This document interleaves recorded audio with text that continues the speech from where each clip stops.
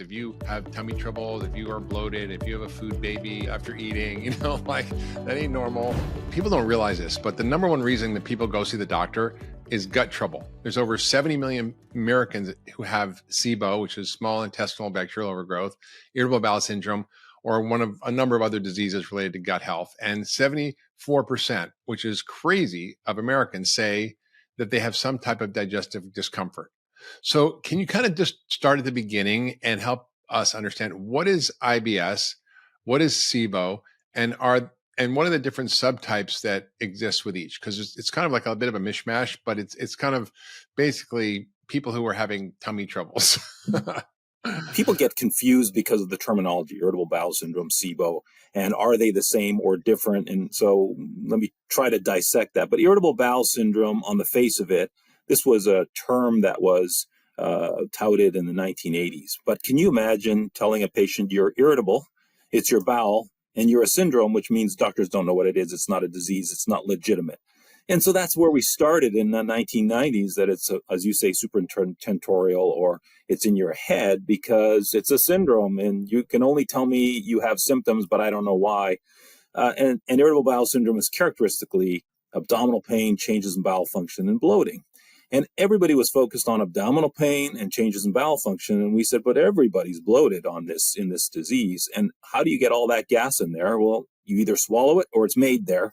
And it can only be made there by bacteria. And enter SIBO. SIBO is small intestinal bacterial overgrowth. And back in the day, 20 years ago, when you and I were corresponding about patients, we thought, oh, it's just a bunch of bacteria coming up from the colon and now colonizing the small bowel. We'll get to that, but we know that that's not exactly how it works. But in essence, it's too much bacteria in your small intestine. So when you eat food, the bacteria digest it, they start fermenting, they produce gas, it makes you have diarrhea, and then you have all these symptoms and abdominal pain and so forth. But as the years progressed, we learned that the type of buildup of bacteria or organisms in the gut dictate the symptoms. So if you're of a particular type, hydrogen on the breath test, that's one way to characterize it, then you tend to have a little more diarrhea, more bloating, and that type of symptom. If you're methane and methanogens, those bugs are not bacteria. They're a different, more ancient type of organism called archaea. Then the methane makes you constipated. And the new kid on the block is the hydrogen sulfide organisms, which make you have a lot more diarrhea. And so that's sort of in a nutshell some of the aspects of how these interrelate. But to bring it back together, SIBO is IBS and IBS is SIBO. And what I mean by that is out of 100 IBS with diarrhea patients, 60% roughly have SIBO.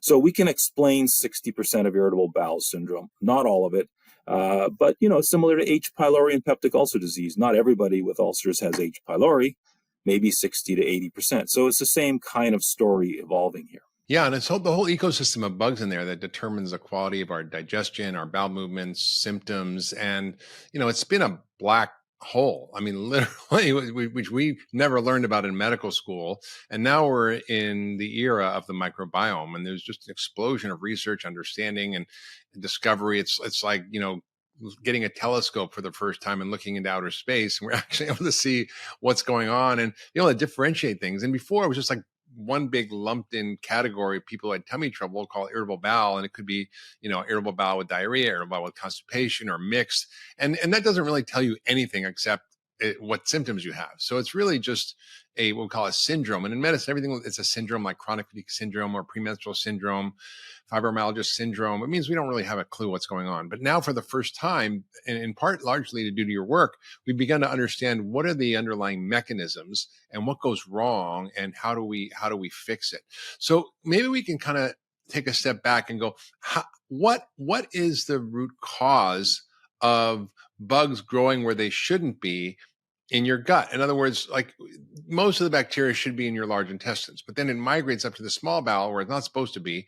And then you get all these symptoms. Why does that happen? Because it's not clear. It's not like a human. 74% of people have like a defective, gene or some bad human design that God designed us poorly. Like, something's going on with our modern diet, lifestyle, something that's causing this epidemic of GI symptoms. that's a lot to unpack, but we have a lot of answers. We don't have all the answers, but we have a lot of answers. So we now believe that, and you sort of brought this up as part of the introductions, is that we now believe that food poisoning starts the whole process. So and eating is part of it. You know, back in the day, meaning like 40, 50 years ago, when we were in kindergarten, we would sit in a sandbox and eat the sand. Now we eat salad out of a bag until we go to Club Med, and for the first time in our life, we see salmonella. Or, you know, we go somewhere and we get traveler's diarrhea, or we get food poisoning or whatever. We start to explore the world of food. But food poisoning triggers this. And we now have identified the toxin in food poisoning, the CDTB toxin, that trips off some antibodies in the human body that then cause your nerves of the gut to fail or to be impaired. And so when the flow of the gut is slowed by this impairment, bacteria build up. And there's two bacteria that just flourish when it's a little more swampy. So I used to watch Survivor shows on TV on Discovery Channel. You probably watched those. And they always say, I like Lost. I used to watch Lost, which was kind of like Survivor. Yeah, it's a little bit different. There's a little more raunchiness to it. With Survivor, you're just kind of trying to make it to a road somewhere. But the point was that he always, this guy on the Survivor show would always say, if the water's not moving, don't drink it. If the water's flowing fast, drink it, because it's cleaner. And the same thing with the small bowel. If the small bowel stagnates, it becomes swampy and bacteria grow in it. And the same thing is happening in the human small intestine. And so it's a sequence. So food poisoning, the antibodies, and then you develop the bacterial buildup. So you're almost saying it's like an autoimmune disease of the nerves of the gut that develops, that kind of makes them sluggish. So this is a kind of a radical idea that irritable bowel is an autoimmune disease, isn't it? I mean, this is kind of not what most doctors typically think of when they think of IBS. They think of IBD or inflammatory bowel disease, but they don't think of, irritable bowel being autoimmune. Well, the interesting thing about contrasting IBD to IBS, so the antibody that we discovered is an autoantibody that is directly related to the pathology. So the higher that antibody is, the sicker you are. The antibodies in IBD are markers of IBD. They're not directly implicated in the pathophysiology. The antibody to vinculin that we discovered is directly related to the pathophysiology. We can make rats have IBS just by giving them this toxin. And so that's very cool, because it allows us to study new drugs and new therapies coming in the future. Not so cool for the rats, though. No, not so cool for the rats. Wow. So this is fascinating. So you were saying there are different kinds of bacteria. Can you explain, what are the kinds of bacteria? And then what type of food poisoning? Is it any, like if you get Giardia, or if you get Salmonella, Shigella, Campylobacter, or Entamoeba, or what are the kinds that typically cause the problem? Well, the four horsemen of the apocalypse of IBS are Campylobacter, Salmonella, Shigella, and some E. coli, food poisoning type of E. coli, pathogenic E. coli. Giardia can do it too. It turns out it has vinculin in its structure, and so maybe that's how you get the antibodies from Giardia. The viruses are less likely to precipitate IBS. So the four horsemen, Campylobacter, Salmonella, Shigella, and E. coli. So that's and it starts to occur about 3 months after you get sick. Patients will remember. Some don't remember, and they'll say, they have a couple of days of diarrhea and they don't pay much attention to it, but they remember going on a trip to Hawaii and they end up in the hospital with bloody diarrhea. And then ever since then, nothing's been the same. I have heard that story so many times. I went to Thailand or India or, Jamaica and sort of tripped the whole thing going. Right? Yeah, or the taco truck in Venice. Yeah, so taco truck. A lot of possibilities. Wow. So this explains like sort of 60%, you say, but not all of it, right? That's right. What are the other things that may be driving irritable bowel syndrome, and are they also related to SIBO, or is it all something else? Well, so based on culturing the bowel, we've been able to isolate that 60% of IBS is SIBO. The other 40% is a mixed bag. So, for example, and you probably talk about this now, Ehlers-Danlos syndrome, POTS syndrome, we're starting to recognize those illnesses as characteristically GI-centric, at least in their early presentations as well. So some of the leftover 40% have Ehlers-Danlos syndrome or POTS, or some of them are celiac that were missed. Some of them are food sensitivities. Some of them are histamine sensitivities. Some of them, so it's a mixed bag of a number of other disorders. And some of them are fungal overgrowth. So we see that in about 6 to 10% of that 100 pie. So there's still more to unpackage. We're not ignoring the other 40. We're trying to figure the rest out, but it's a little bit harder to unravel. So let's pause there for a minute, because you just said something that I think might slip by, which is this whole idea of fungal overgrowth, or what often is referred to as SIFO, small intestinal fungal overgrowth. And in my coming of age as a functional medicine doctor, basically people would laugh when we talked about yeast overgrowth or anything like that, and candidiasis, and it was just like a quacky alternative concept. But it seems to be now understood as potentially playing a role in some of these cases. Can you talk about the current understanding of this and actually some of the treatment, and then I'll sort of loop back to the how do we start to treat and think about IBS differently? Yeah, I mean, Satish Rao, Dr. Satish Rao in Georgia has done a lot of the seminal work in this. But more recently, we've done shotgun sequencing of the small intestine, and we've been seeing this fungal overgrowth. That doesn't mean you shoot. That doesn't mean you shoot somebody in the gut with a shotgun. No, shotgun sequencing means we sequence every single piece of DNA we can find, and then characterize it and see what organisms it represents. Yeah, and it represents fungus. About 10% of the time, and that when the fungus is higher, the patients are experiencing more abdominal pain and more diarrhea. So there is a subclass of these patients that it is fungal, but it's smaller than some would like to believe, but larger than those who are naysayers, as you've probably heard. And so it is there, it's real, and but it's a little more challenging to identify. There's no breath test for it. You got to go in and chase it, and that's the challenge. Chase it by doing stool cultures, or chase it. It could be by stool, but if you want to find small intestinal fungal overgrowth, you got to get into the small intestine, and that's really sample it. You have to have endoscopy and all of that. That's how Dr. Rao identifies it. Yeah, and any particular species of fungus, or is it sort of a broad array? So what we found in this, quote, shotgun sequencing is Candida albicans is a big part, and a little bit of Candida glabrata. And there's a few other Malassezia and all these other organisms that are very minor, but they generally aren't at a high number that we think are as consequential as the first two I mentioned.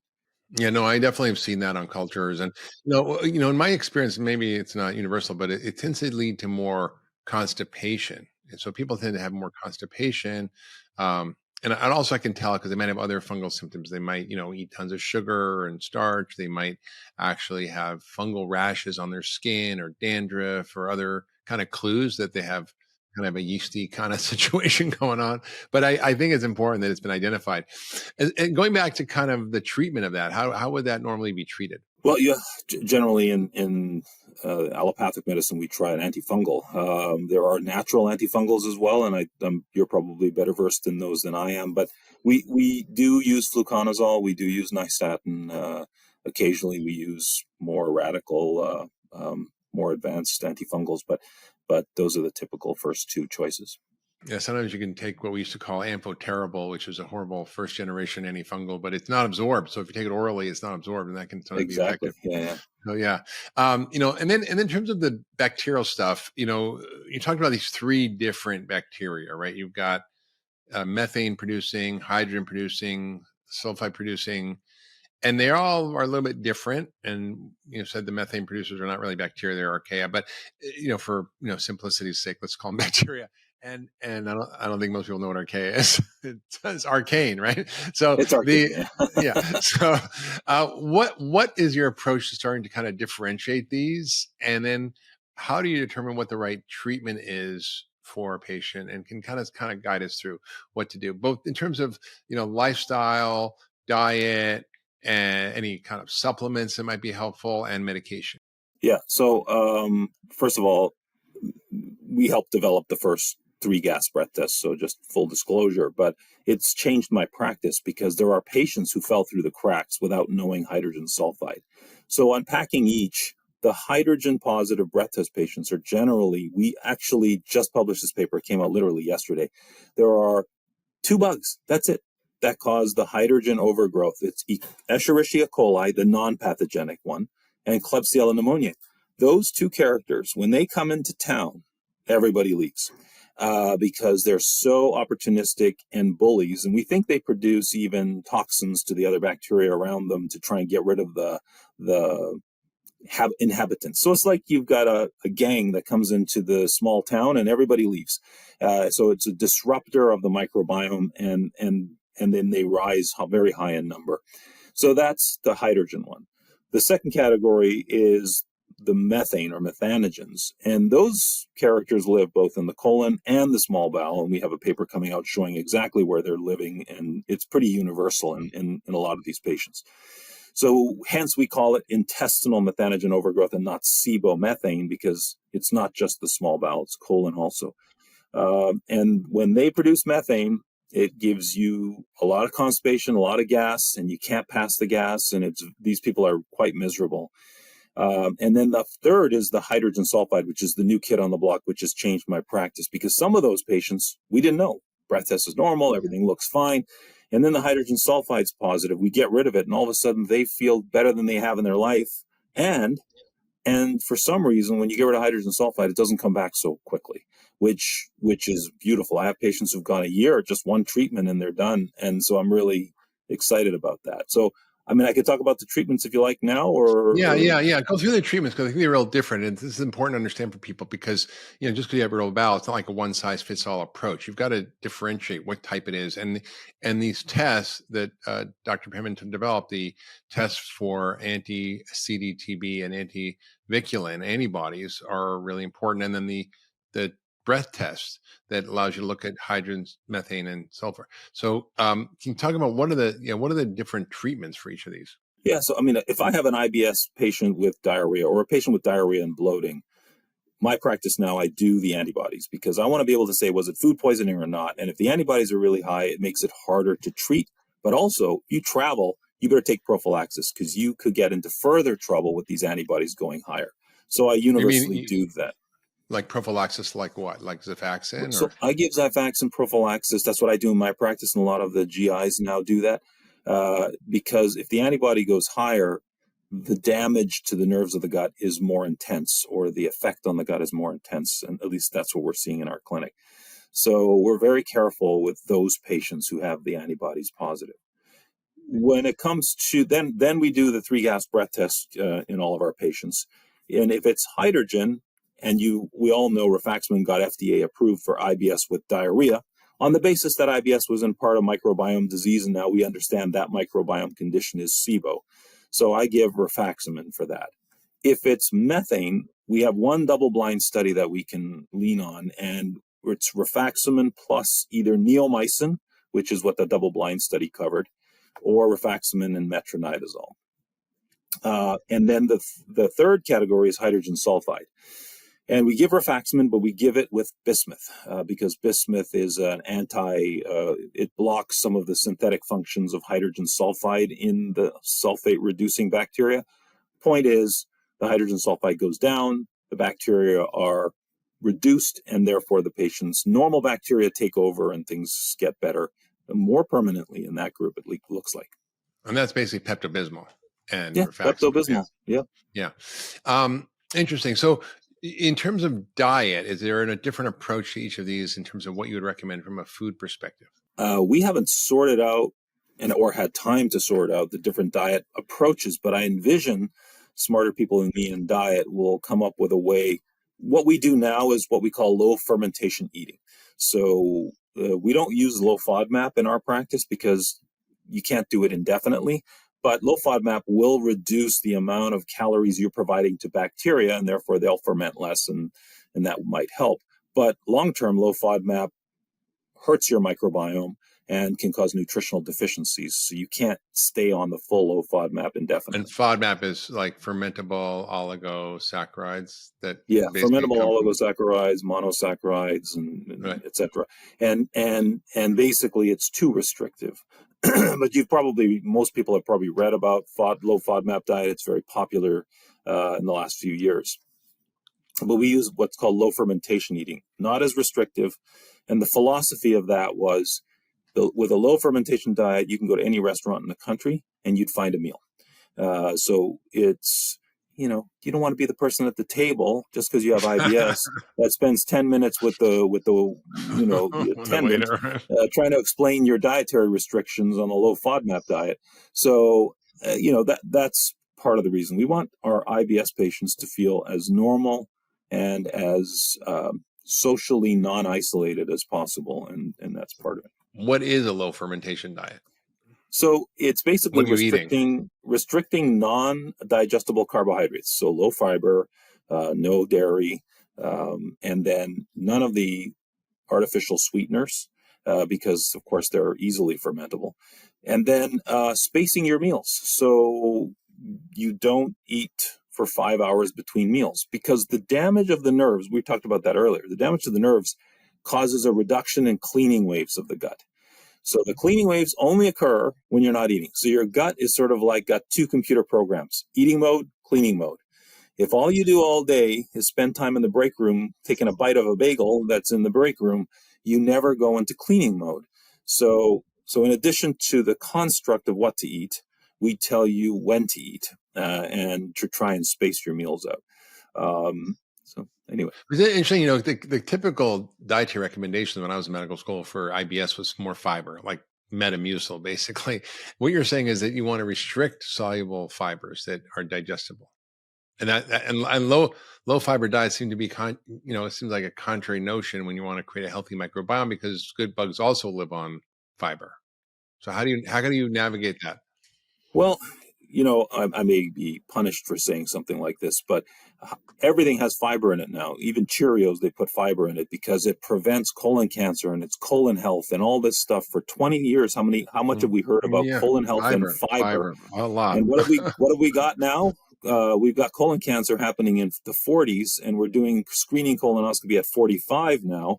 I'm not saying it's fiber causing that, but all the fiber we've been pounding and the cardboard we've been eating hasn't really done as much as we thought it might. So I'm a little unclear about fiber. But from the point of view of bacteria, you put more fiber, you're going to have more of the bacteria. If you had bad bacteria to begin with, there's going to be more of them. And for a healthy person whose microbiome's healthy, no problem. But not for these patients with these microbial conditions. Now, if you've gotten, these antibiotic treatments, you've gotten diagnosed, you've gone through the testing, you've gotten the personalized treatment, you do the course of antibiotics, what prevents the bacteria from coming back? And in my experience, it often does. So how do we manage the sort of recurrence that occurs? Because you don't want to keep giving people antibiotics, because intuitively people go, wait a minute, antibiotics are bad for the gut. So why are we giving antibiotics to someone who's got a gut problem? It seems counterintuitive. Well, I can answer in 2 or 3 ways, but I'll try to touch on a little bit of each. We looked at rifaximin before and after treatment, the small bowel. And when you get rid of the bullies in the town, all the inhabitants of the town come back. So it goes opposite of what people think. We're not, being cataclysmic. It's getting rid of the E. coli and the Klebsiella in SIBO. That allows the regular bacteria to reflourish, repopulate, and take over again for a period of time. But remember, the problem is those cleaning waves are not working. So it is possibly going to come back. It depends how badly damaged. And that's where that antibody comes in, because if the antivinculin, which is that auto-antibody for the autoimmune disease of IBS, is very high, the neuropathy is more high or more intense, and you're going to relapse or reoccur more frequently. So that's where we were able to have some further strategy. But first of all, take the antibiotics. They actually repopulate the town, counter to what you think. We've never seen antibiotic resistance to rifaximin so far, knock on wood. It's a very unique chemical drug. And then we get them on the low fermentation eating diet. That's what we do. And for those where the antibody's high or those who relapse, we do put them on a prokinetic. So they space their meals, everything's going right, but we want to stimulate those cleaning waves at nighttime, because that's the longest time you're not eating. And make you clean up as much as possible at night so that the bacteria don't have a chance to come back. So we don't do all 3 things for everybody. It depends on, if somebody relapses in 2 years, we don't need to put them on a drug every day to prevent. But if they relapse every 3 months, then we can stretch it out to a year by adding the prokinetic or doing more aggressive diet strategies. So is this something that's a chronic condition that has to be kind of continually retreated in some ways? Is that what you're saying? That's right. It's sort of that way for now, but that's the point of the antibody. If the antibody is causative, get rid of the antibody, get rid of the disease. So the focus of our lab right now is get rid of that antibody. And how do you do that? Well, I can't tell you, first of all, because You'd have to we kill haven't me. worked. No, we haven't worked it all out, but there are ways to do these kinds of things, and we're exploring multiple ways or avenues to do this, because the ultimate goal is to cure this, and not just go. What I'm telling you today. Hopefully, if everything goes according to plan, 10 years from now, we won't be doing what I'm telling you today. We'll be doing something much more permanent. No, is it a pharmacological solution or is it something else? Yeah, it would have to be. It would have to be something, and it might even be a biologic agent to try and drag that antibody out of the bloodstream. But then it's cured, and you don't have to worry about anything. You can go do whatever you want, go wherever you want. Interesting. I was just thinking about, from my perspective as a functional medicine doctor, I think of things like how do we deal with autoimmune neuropathy, right? One, we look for the cause. Well, if it was some infection, we try to get rid of that. But it could be, other things like nutritional deficiencies or toxins or other things. And even certain things might be helpful, like lipoic acid, just kind of theorizing, not that there's any evidence about this, but lipoic acid is great for diabetic neuropathy. Could it help the gut? Plasmapheresis is often used for, chronic neuropathies, peripheral neuropathies, or things like Guillain-Barré. Could that be helpful? So I'm just sort of wondering, are there other kind of novel things that we haven't thought about that might be helpful? So just anecdotally, and so I don't like doing anecdotal medicine. We like to do our, publish our papers and do good randomized control trials, as you know. But anecdotally, But by the way, all theses of medicine come from anecdotes. So I start with like an observation. What I'm saying is I'm going to tell you things that we do that have been very, very successful. So I'm that wasn't meant to be more critical of what I'm going to just now tell you, because I don't want people to go out there and start doing plasmapheresis in IBS patients. But we have in 5 patients, and for 1 month, their IBS is gone. Wow. Until the antibodies repopulate. So we know what you're saying is actually absolutely the list of things that should be tried. And so you're spot on is what I'm saying. But I just made that up. I just was guessing because based on the theory of how he would normally think about these things. Now, as I known you for 20 years, you generally don't riff. And that riff is based on a lot of scientific knowledge. Yeah. And you riffed off at least 2 things that we've tried that have worked very, very successfully. But we need to do something even more advanced than that, because you can't put a catheter in the neck and do dialysis like plasmapheresis on an IBS patient. 70 million people in the U.S. as you started the program. Clearly not. No. So it's not an answer, but it proves the hypothesis, right? As you mentioned. Amazing. Now, one question I have is: do you worry about giving the antibiotics and then seeing fungal overgrowth? Because it's all about like the weeds, right? If you kill one plant, then other plants grow. So if is there any kind of necessity to deal with, kind of cleaning up after the antibiotics with herbal or natural or non-absorbent antifungals, or even like nystatin or even things like diflucan? Is that ever needed? Yeah. So, as you probably are aware, I've treated thousands of patients with rifaximin, and it's not zero, but it's extremely rare that we see people get worse. We did a study where we looked at the number of people who got worse with rifaximin, had to stop the drug from taking it. And you have to treat 8,000 plus patients for one person to feel bad enough to stop rifaximin. That's how safe it is.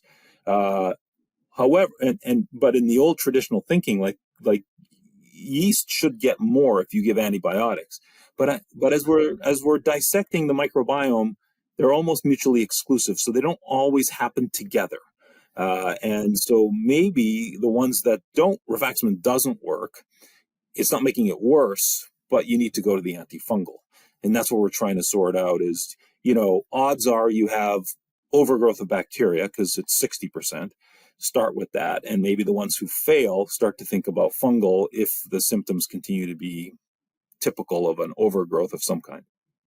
Yeah, interesting. The other thing I think about is probiotics because typically people think, oh, I have tummy problems, I'm going to take probiotics, but they can make IBS worse and they can make SIBO worse, right? Yeah, yeah. A couple of things with probiotics that you love to hear.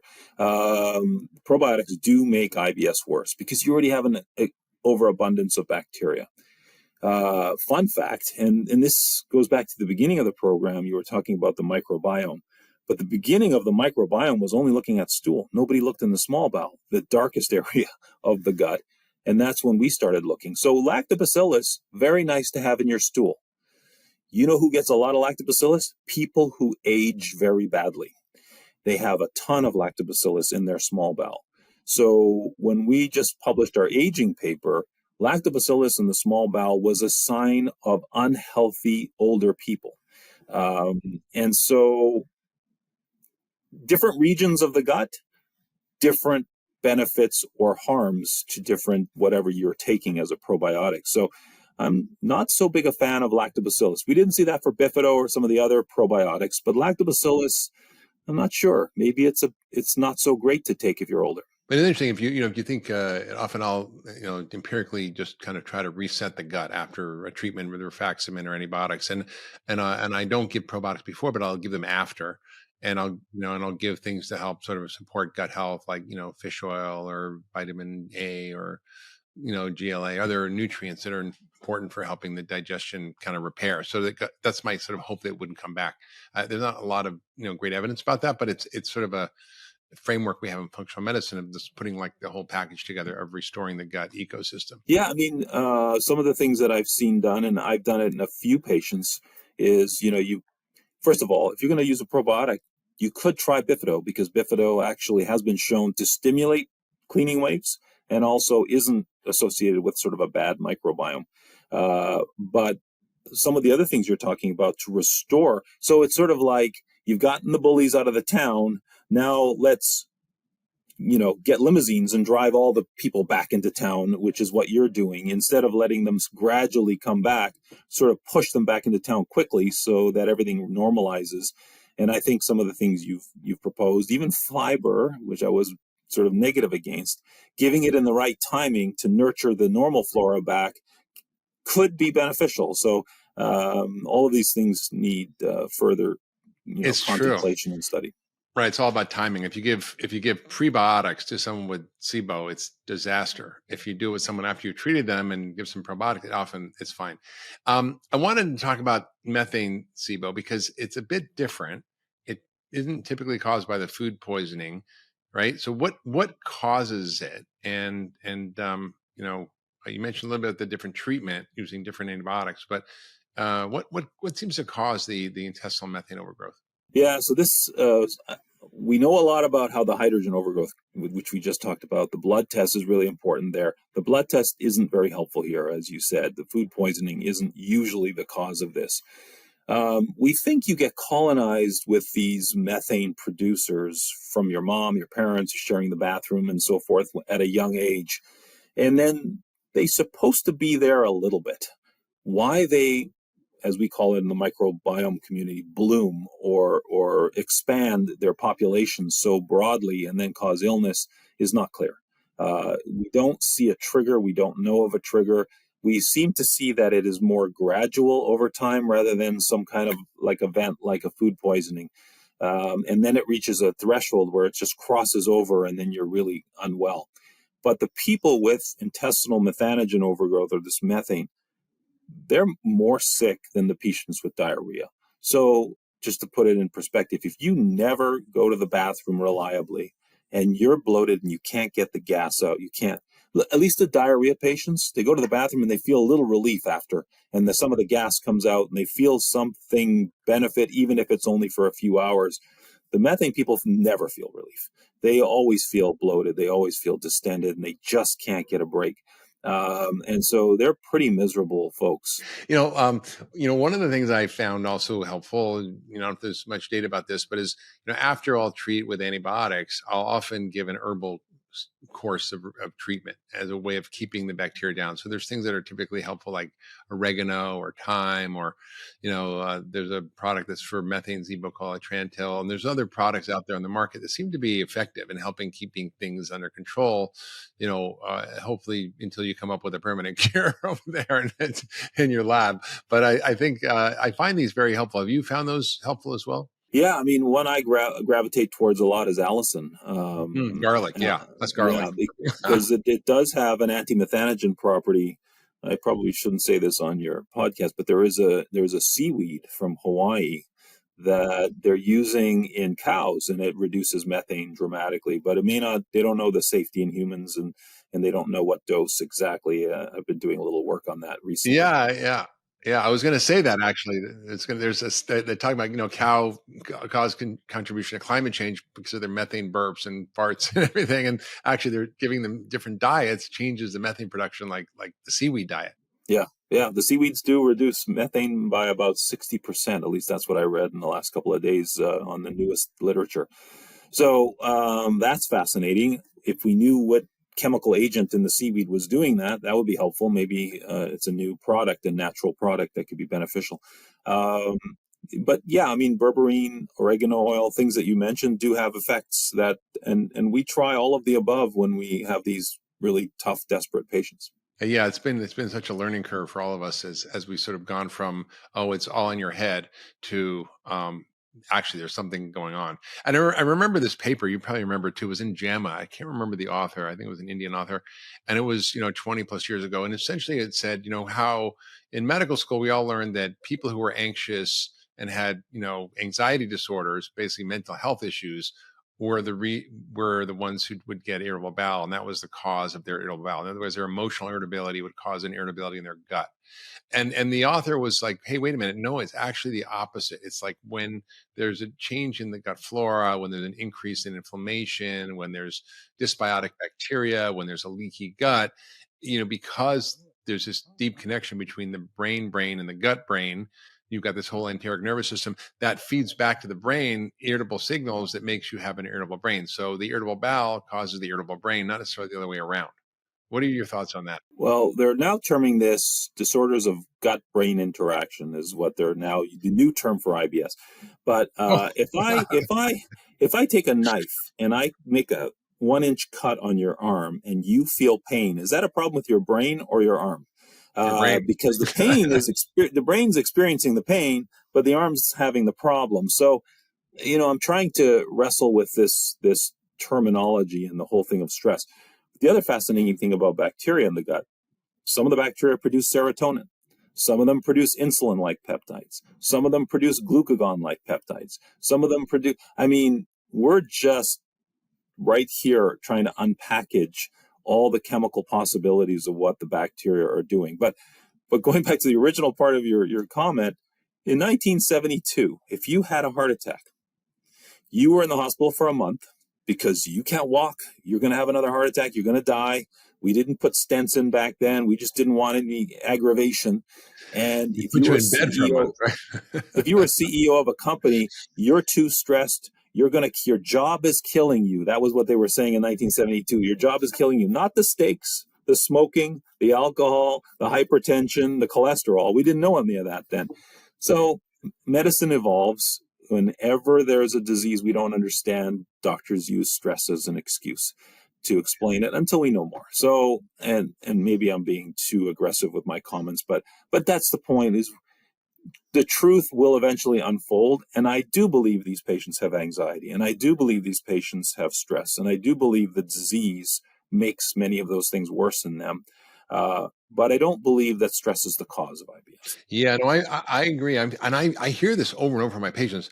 Gosh, when you treated my gut, my psychological symptoms went away.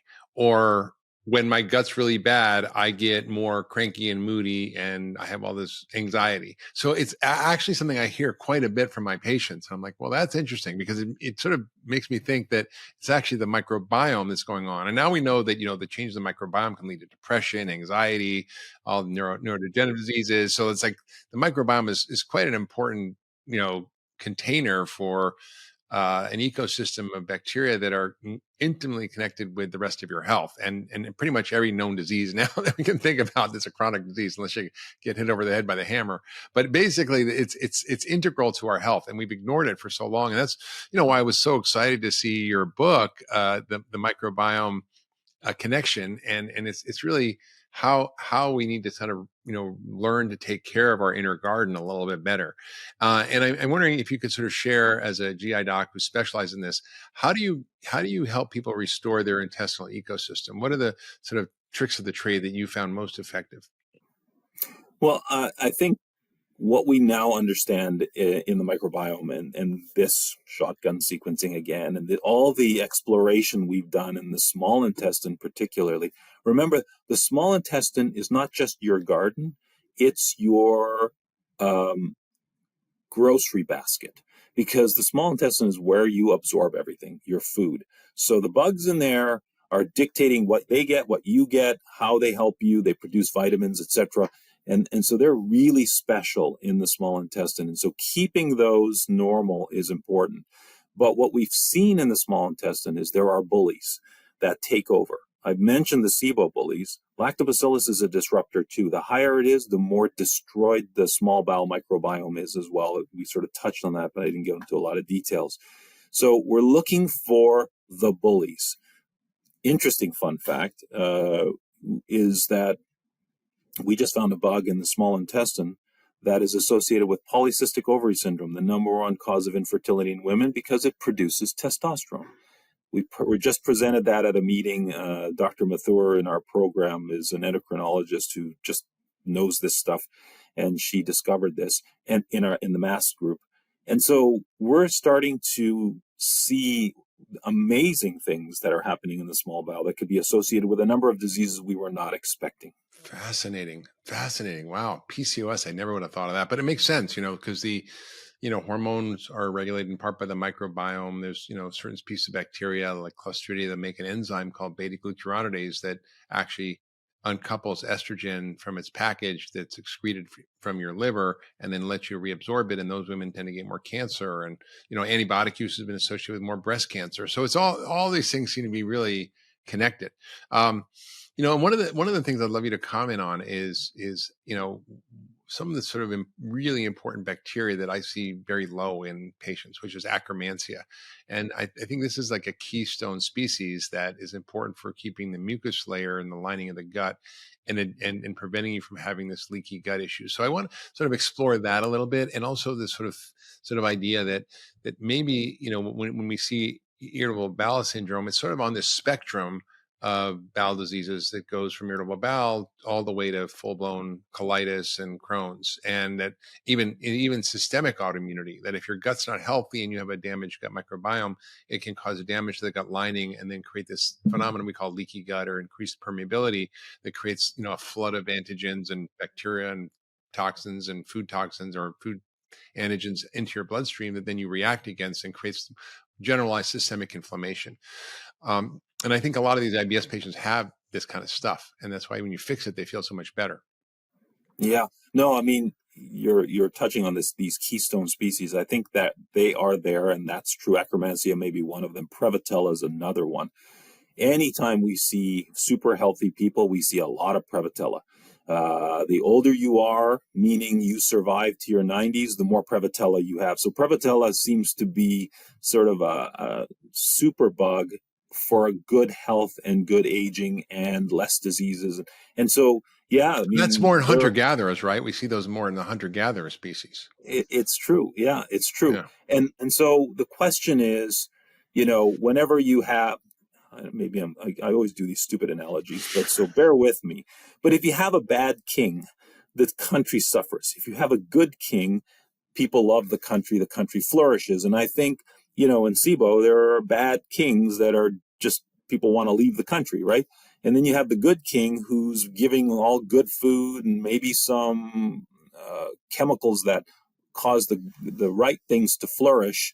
And so the country's stable, the country's flourishing, and the population's doing really well. So I think that's how we have to look, at least in the small bowel, is that we want to have the good kings or the good kingdoms of things that keep the balance.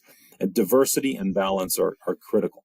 And with Akkermansia, one of the things that I learned, and I think this is something that, I definitely missed along the way, is that a lot of these bacteria in the gut that are good guys actually love polyphenols. So it's not just prebiotics and probiotics, but they actually love these plant chemicals, these dark, colorful compounds in plants that are the medicines in plants. And we're just beginning to understand these relationships. Can you talk about what you know about how to sort of include things in your diet that actually help the good guys flourish?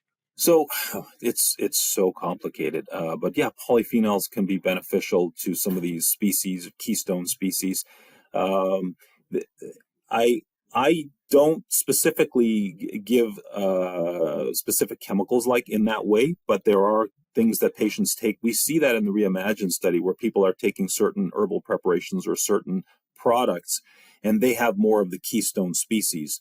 And what that tells me is we need to do more research in that area. We need to study that more definitively because it's not just about killing the bad ones as our approach now. I think what you're suggesting is that bringing up the good ones may kill the bad ones or prevent the bad ones. So and that's a side of medicine that you all are familiar with. Your clinic is very familiar with, but we don't approach it that way as much. And I think we need to both come together that way and understand from each other.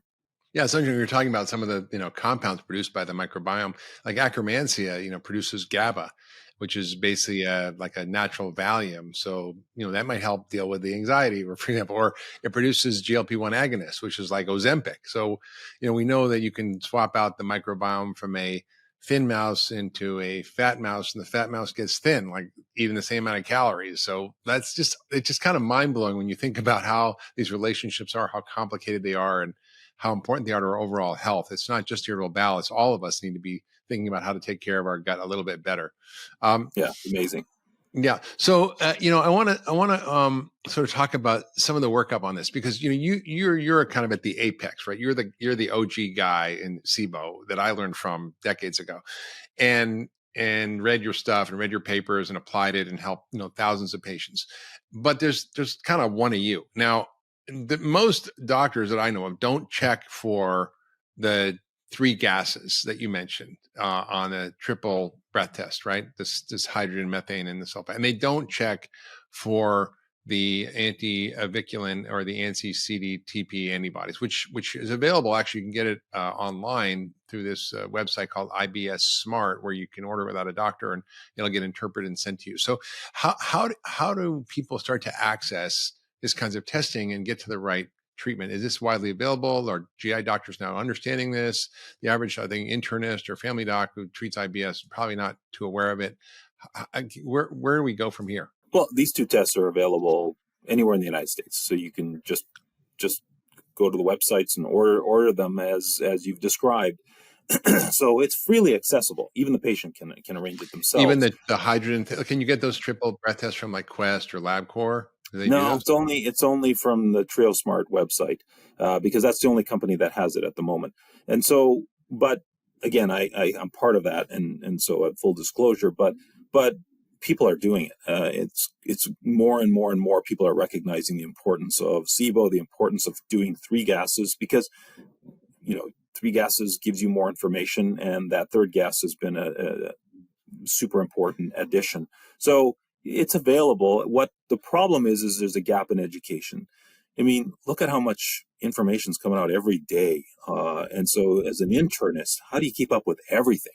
I mean, I have a tough time keeping up with gastroenterology and IBS, let alone everything as an internist. So I kind of feel bad for some of the doctors out there who are treating these patients. The patients are frustrated. They say, "Doc, why don't you know about this?" And the internist is saying, "Well, I got a lot to learn. There's so much out there." So it's really tough for them. And so we this helps. Podcast is amazing. I'm so grateful to be on your podcast. And if it helps a few patients, that's amazing. But disseminating the knowledge, and then having the doctor take an interest in trying to understand how to apply the knowledge, because you have to take the test and know what to do with it. And that requires a little more work or effort by the physician.